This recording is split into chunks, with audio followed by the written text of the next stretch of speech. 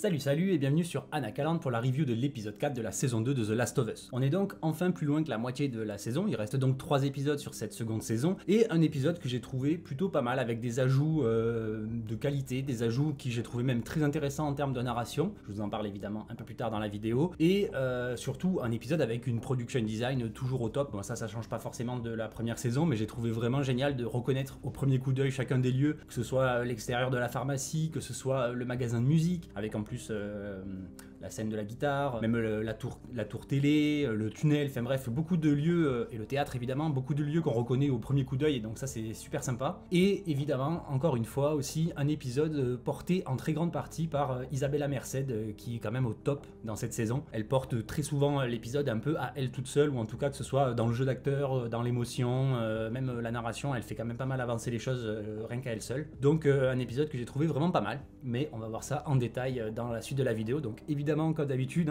avant de commencer, un petit like si la vidéo vous plaît, un commentaire surtout pour me dire ce que vous avez pensé de cet épisode, et bien sûr un abonnement si ce n'est pas déjà fait, ça fait toujours très plaisir. On est bientôt aux 5000 abonnés, merci d'avance, et puis on est parti.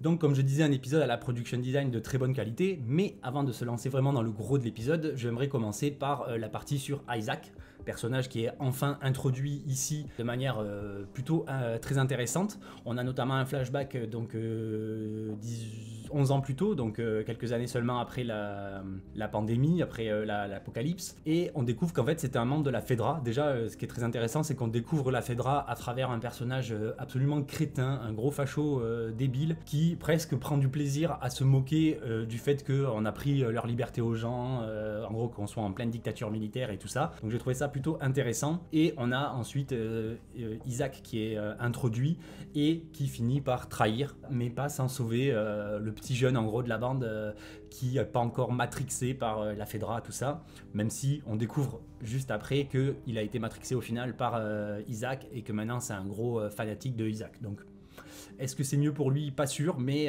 dans tous les cas, c'était plutôt intéressant en termes d'écriture, en tout cas pour introduire le personnage. Et en plus, ce qui est vachement intéressant, c'est que comme dans la première saison avec le personnage de Marlène, ici, Isaac, il est interprété par Jeffrey Wright, et c'est le même en fait acteur qui avait donné déjà ses traits et sa voix au personnage dans le jeu vidéo, donc ça c'est plutôt cool. On a vraiment ce lien qui est fait avec le matériau de base et tout, donc ça c'est plutôt cool. C'est aussi l'avantage d'avoir la série qui se fasse pas si longtemps après le jeu, tout ça, donc ça c'est plutôt cool. Surtout qu'en plus là, le Isaac il a l'air un peu moins vieux que dans le jeu vidéo, donc perso j'ai trouvé que ça avait plutôt bien marché. Et donc au moment où il trahit, on le voit qu'il rencontre une femme notamment à qui il se présente, qui s'appelle Anne je sais plus quoi, et je me suis demandé, je crois pas avoir qu'on ait réellement l'info il me semble dans le jeu, en tout cas corrigez-moi si c'est le cas en commentaire, mais j'ai l'impression que ce serait potentiellement elle la prophétesse en gros des Séraphites, la fondatrice des Séraphites plus tard. Donc probablement que les Wolves se sont scindés en deux, un côté un peu trop religieux et un côté un peu plus militaire carré, donc entre Isaac justement et Anne machin. Donc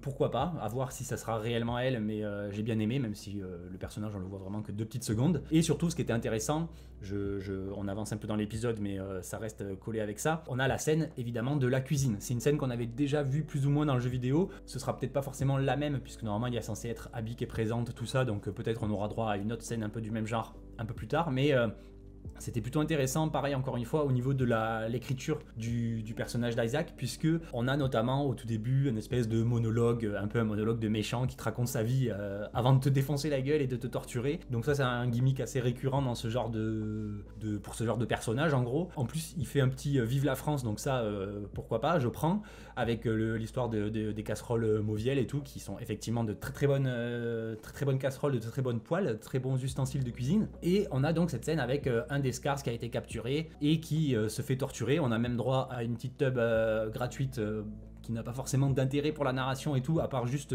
transformer l'épisode en moins de 16 j'imagine, moins de 12, je sais pas, mais dans tous les cas, ok, c'est pour montrer le côté vulnérable et tout, mais est-ce que c'était vraiment nécessaire de montrer une bite? Je suis pas sûr, donc voilà. Et ce que j'ai par contre beaucoup apprécié avec le personnage, c'est que bon, déjà il lui demande la première fois tends ta main pour le brûler, machin et tout, donc torture un peu dégueulasse, surtout que la poêle elle va être pleine de chair cramée, donc pas ouf, mais ça c'est un détail. Et surtout ce que j'ai bien aimé, c'est leur discussion entre Nous, en gros, les Séraphites et non pas les Scars, il le reprend plusieurs fois, donc ça c'est intéressant aussi, comme quoi le mot Scars en fait est plutôt péjoratif, dans la bouche en tout cas des Wolves. Et le côté, nous, on a la supériorité spirituelle et tout. En plus, le coup du chaque jour, il y a des Wolves qui vous quittent pour venir chez nous, alors que nous, personne ne quitte la communauté pour revenir chez les Wolves et tout. Donc forcément, on finira par vous battre par le nombre, par l'idéologie, par notre religion et tout ça, nos valeurs entre guillemets, alors que vous avez beau avoir la supériorité numérique pour l'instant et surtout la supériorité au niveau des armes, des infrastructures et de même la technologie, puisqu'il parle de l'hôpital et tout ça, c'est pas forcément ce qui va vous faire gagner. Donc ça j'ai trouvé ça cool, et surtout ce que j'ai trouvé un peu le pied de nez, c'est quand la deuxième fois qu'il va récupérer sa poêle, l'autre il est direct comme ça, avec la main en mode bah vas-y brûle-moi, dans tous les cas t'auras aucune info. Pour moi la symbolique de la main tendue c'était presque l'équivalent de faire ça, donc j'ai trouvé ça intéressant, et juste après il le tue, puisque évidemment il comprend que il n'arrivera jamais à rien en tirer de lui, donc autant écourter la session. Et ce qui est aussi très intéressant de voir, c'est qu'on a les gardes qui sont à l'extérieur, donc on a le jeune là qui a été sauvé 11 ans plus tôt et matrixé par Isaac, qui lui est un suiveur bête et méchant. Mais on a le petit jeune qui lui a plutôt l'air d'avoir peur, de s'inquiéter, de pas forcément accepter la violence et le côté jusqu'au boutiste d'Isaac et tout. Donc on sent que le Isaac il est certes respecté, mais il est aussi quand même très craint par ses hommes. Donc ça c'est intéressant, ça va être forcément évidemment même développé un peu plus tard dans la série. Pas forcément dans cette saison j'imagine, mais plus vraisemblablement dans la prochaine.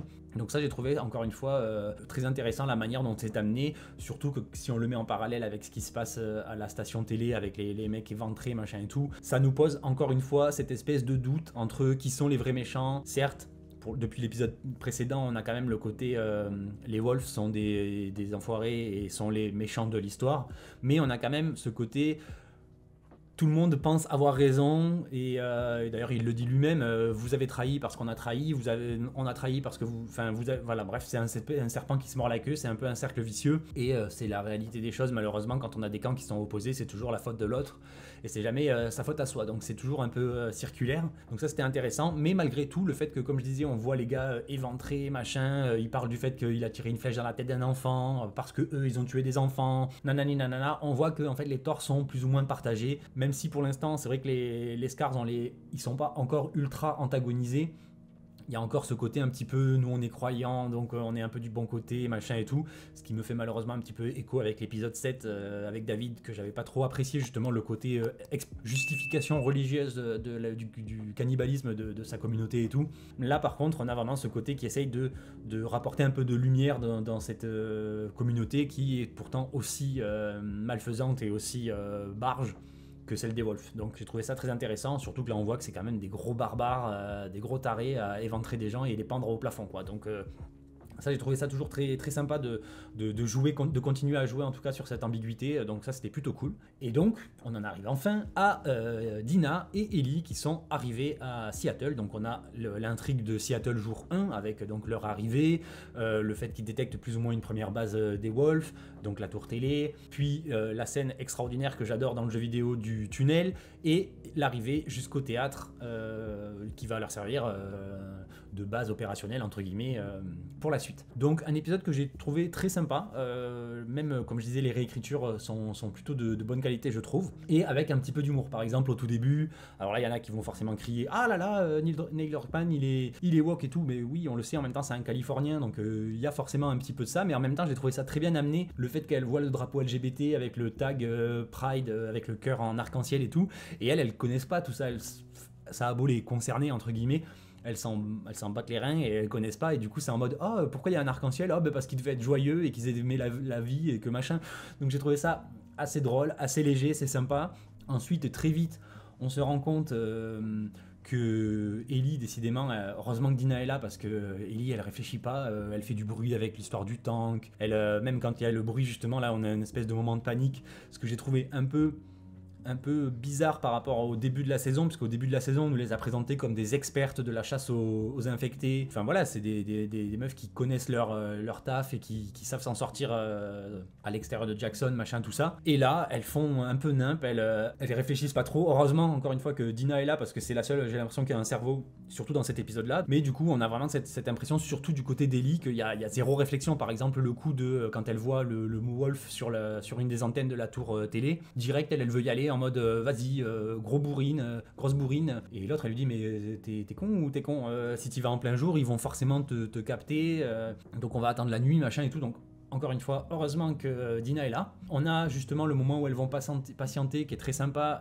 dans le magasin de musique, où il y a la scène de guitare qui pour le coup était très sympa avec la petite chanson de Take On Me. Pour le coup, certes, elle n'est pas forcément ultra douée au niveau acting, en tout cas pour ce personnage-là, Bella Ramsey, mais j'ai trouvé que la chanson fonctionnait plutôt bien. Et surtout, il était quand même temps de mettre vraiment l'emphase sur le côté la guitare, l'enseignement de Joël, un peu la transmission que Joël a pu faire envers Ellie à ce niveau-là, parce que ça reste un enjeu hyper important, surtout pour la fin de cette partie de la série, donc du deuxième jeu en gros, puisque le fait que Ellie joue de la guitare comme étant un espèce d'hommage et un héritage de Joël et tout, c'est hyper important pour le final. Je spoile pas pour ceux qui n'ont pas vu évidemment, mais c'est censé être hyper important dans la caractérisation du personnage et dans la finalité, la morale entre guillemets de la série pour l'instant, puisqu'on n'a toujours pas d'infos sur la partie 3, même apparemment ça serait mal barré. Donc j'ai trouvé ça intéressant qu'on mette enfin un petit peu l'emphase là-dessus. En plus la scène elle au niveau encore une fois graphique, elle ressemble énormément à celle du jeu et tout, donc ça fonctionne plutôt pas mal. J'ai bien aimé, et surtout on voit vraiment l'émotion de Dina, donc encore une fois au top au niveau acting, et on sent vraiment toutes les émotions qui se bousculent en elle. À la fois elle est amoureuse, évidemment, à la fois il y a le côté regret par rapport à Joël, l'émotion, puisqu'elle est au courant que Joël a enseigné la guitare du coup à Ellie, et puis encore comme je disais le fait qu'elle était présente, donc on ressent vraiment l'émotion, un peu les émotions qui se bousculent chez Dina, donc ça c'est plutôt cool. Et d'ailleurs juste après elle va vite chercher à manger, histoire de changer un peu d'émotion et d'énergie, donc ça c'est plutôt pas mal. Et ensuite on en arrive enfin à la partie vraiment palpitante je dirais de l'épisode, où ils arrivent à la tour télé, avec vraiment pareil l'entrée par la fenêtre en escaladant le machin. Donc là pour le coup ça fonctionne super bien, on reconnaît très vite je trouve l'infrastructure à l'intérieur, même si la séquence est beaucoup plus rapide que dans le jeu vidéo. D'ailleurs même tout ce premier jour passe très rapidement, notamment la partie open world qu'il y a dans le jeu vidéo au tout début. Elle n'a pas forcément d'intérêt en termes de narration au niveau de la série, ça correspond vite fait à ce qui se passe dans la pharmacie, voilà, donc ça fonctionne très bien, pas besoin d'en faire des caisses sur cette partie-là. Alors qu'à l'inverse, justement, la tour télé, j'ai trouvé ça vraiment sympa, surtout quand les Wolves arrivent, il y a vraiment cette espèce de sentiment d'urgence qui se met en place, avec donc toutes les deux qui sont cachées, mais pas au même endroit. Donc ça fonctionne plutôt pas mal. On a même le coup du tag avec Phil Urlov, donc sans son amour, machin, qui est marqué normalement sur énormément d'endroits dans la ville. C'est un peu leur truc de propagande avec leur symbole qui ressemble à un brin d'ADN pour moi. Dites-moi à vous ce qui vous fait penser ce dessin. Mais du coup j'ai trouvé vraiment qu'on était dans quelque chose de cohérent et qui fonctionnait très bien. Ensuite on a la fuite avec donc notamment la partie où Ellie et Dina sont obligées de se défendre contre les Wolves, alors qu'en vrai elles ont rien contre eux spécifiquement, et eux ils sont pas censés avoir des choses contre elles puisque ce ne sont pas des Scars, mais c'est là que va commencer la confusion du fait de les prendre pour des Scars, puisque de toute façon les seules personnes qui ont vu leur visage et qui ont vu le fait qu'elles n'avaient pas de cicatrices, elles sont mortes. Donc il y a vraiment cette espèce de quiproquo qui commence à s'installer, donc ça c'est plutôt cool. Et ensuite on arrive vraiment à la partie que j'ai adoré moi dans le jeu vidéo, à savoir la partie du tunnel du métro, avec ce côté rouge et tout qui est très sympa. Et j'aime beaucoup cette partie du jeu, parce que mis à part le fait que c'est un peu stressant quand on doit faire du loot, récupérer des trucs dans les tiroirs, dans les machins, dans tout ça, en vrai il suffit de ramasser, dans cette séquence il suffit de ramasser une bouteille, la jeter sur un claqueur, c'est mieux de la jeter sur un claqueur plutôt que sur un soldat, et quasiment ils s'entretuent entre eux tout seuls, et je crois qu'à la fin il reste peut-être un claqueur ou un soldat à tuer discrètement, et c'est fini, la séquence elle fonctionne super bien. Et là, j'ai trouvé que ça marchait plutôt pas mal dans la série, même si le côté discrétion fonctionne pas, puisque elles sont cachées derrière un rocher, enfin derrière une caisse ou je sais pas quoi, et toute la troupe d'infectés arrive. D'ailleurs, j'ai aussi beaucoup apprécié ce petit ajout qui sert pas forcément à grand chose, mais que j'ai trouvé très sympa, où Dina, elle compte le nombre d'infectés qu'il y a par rapport à leurs cris et aux différentes voix. Et ça j'ai trouvé bien, parce que ça montre encore une fois que Dina elle est dans l'analyse, elle est dans la réflexion, elle n'est pas forcément juste à se laisser porter par Ellie et par sa mission et tout, donc ça j'ai trouvé ça cool.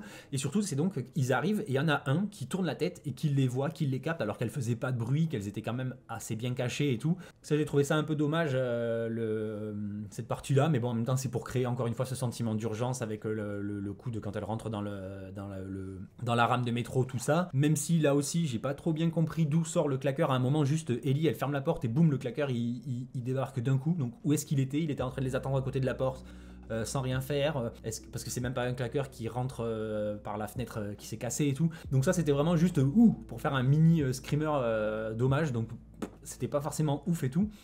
Mais par contre, la séquence fonctionne vraiment pas mal. En plus, on a donc à ce niveau-là un changement qui est assez important, mais que j'ai trouvé plus efficace peut-être en termes de narration, encore une fois, pour coller à l'ambiance de la série et aux ajouts que veut faire la série. J'ai trouvé que ça collait plutôt bien avec justement l'histoire des pistils là, de cordyceps qui attirent les infectés et non pas le bruit ou quoi que ce soit comme ça peut être dans le jeu vidéo.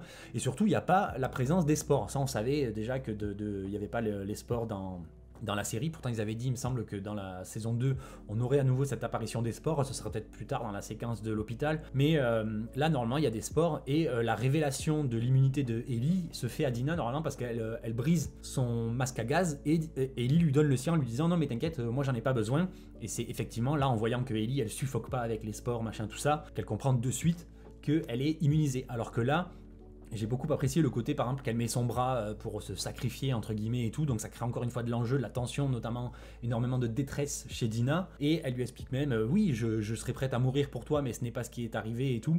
Et en fait, ça crée une espèce d'incompréhension. Au début, Dina la croit pas forcément, elle a peur, et ça crée une construction narrative que j'ai trouvé très intéressante, alors que dans le jeu vidéo, le fait que elle réussisse à survivre sans masque au lieu de s'étouffer en 2 secondes, direct, Dina a la preuve que Ellie est immunisée. Alors que là, il faut attendre un petit peu, ce qui justifie justement le climax un petit peu de cette partie de l'épisode, donc dans le théâtre, le fameux théâtre, puisque quand Ellie se réveille et qu'elle lui dit, tu vois, j'ai rien, je vais bien, genre j'ai pas ma plaie, elle a pas infecté, machin, alors que d'habitude ça va hyper vite, on l'avait vu notamment avec je sais plus, avec Machine de la première saison qui s'était fait mordre et tout, où en quelques minutes, à peine, même pas quelques secondes, déjà on avait le cordyceps qui se répandait dans la plaie et tout ça, donc ça fonctionne plutôt pas mal, et ça justifie évidemment l'ascenseur émotionnel, c'est que là, direct, elle réalise que Ellie va survivre, qu'elle est immunisée, donc elle va pas la perdre, puisqu'elle est amoureuse d'elle, même si elles ne le sont pas vraiment encore dit, et là elle lui balance ce qu'elle avait elle sur le cœur en mode « je suis enceinte », donc